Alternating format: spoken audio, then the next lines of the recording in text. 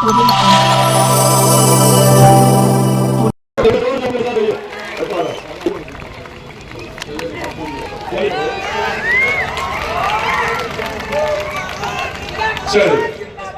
जी के संघर्षों की कसम खाकर आप लोगों से ये वादा करके जाता हूं।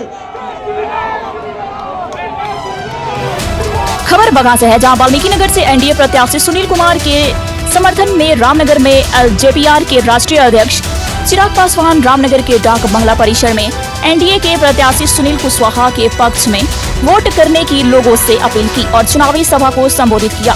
चिराग पासवान ने कहा कि एक बात तय है कि एक बात स्पष्ट है, हमारे मौजूदा प्रधानमंत्री 4 जून को परिणाम के बाद तीसरी बार प्रधानमंत्री पद की शपथ लेने जा रहे हैं। के बाद एक बात तय है, एक बात स्पष्ट है कि हमारे मौजूदा प्रधानमंत्री आदरणीय नरेंद्र मोदी जी 4 जून को परिणामों के बाद तीसरी बार प्रधानमंत्री पद की शपथ लेने जा रहे हैं, इसमें कहीं कोई संदेह नहीं है।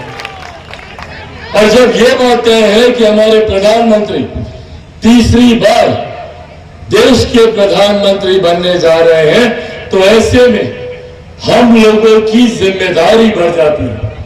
हम लोगों ने 5 चरण में देश भर के चुनाव देखे, 6ठे चरण में अब जब हम लोग मतदान में घुस रहे हैं, तो ऐसे में हम सबके पास वो रुझान है, वो जानकारी है कि देश किस दिशा में बढ़ रहा है।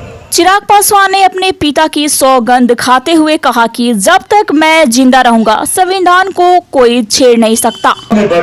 चिराग पासवान ने अपने पिता की सौगंध खाते हुए कहा कि जब तक मैं जिंदा रहूंगा संविधान को कोई छेड़ नहीं सकता।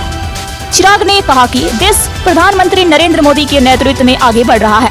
5 चरणों के चुनाव में सरकार फिर वापस आ रही है, इसलिए सरकार में अपनी भागीदारी बनाने के लिए एनडीए प्रत्याशी सुनील कुमार को बड़ी संख्या में वोट देकर जिताएं। संघर्षों की कसम खाकर आप लोगों से ये वादा करके जाता हूँ कि जब तक चिराग पासवान जिंदा है, न संविधान को